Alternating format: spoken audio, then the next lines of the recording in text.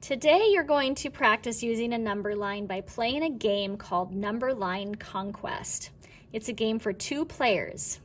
We're going to start with an unlabeled number line like this one down here. Players take turns labeling the tick marks as bases until each player has 3 bases. After all 6 bases are labeled, the game is scored. Players get 1 point for each blank tick mark that is closer to one of their bases than to their opponent's.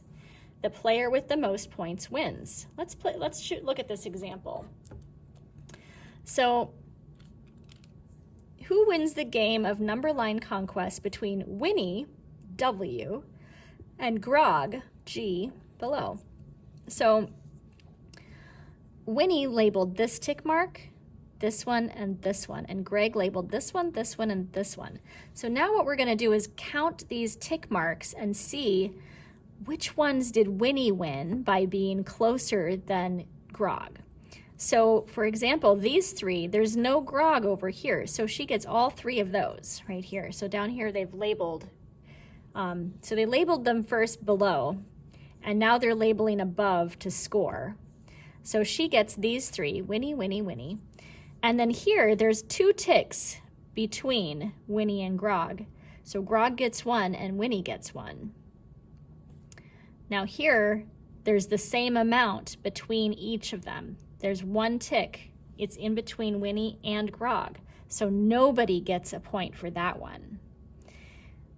Here we have Grog, Grog, nobody, Winnie, Winnie. Because this one is halfway in between, nobody gets a point for that. But Winnie got these 2 and Grog got those 2. And over here, Grog gets a couple extra. Winnie scored 1, 2, 3, 4, 5, 6. And Grog scores 1, 2, 3, 4, 5 points. So Winnie wins.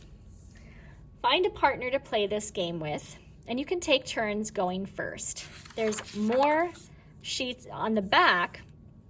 You get to play this game by yourself, and you get to decide what you're told that you're going to place the 3rd X on each game board below so that the player X will win the game of number line conquest. So you have to figure out, if you were the last player on each of these games, how would you win it?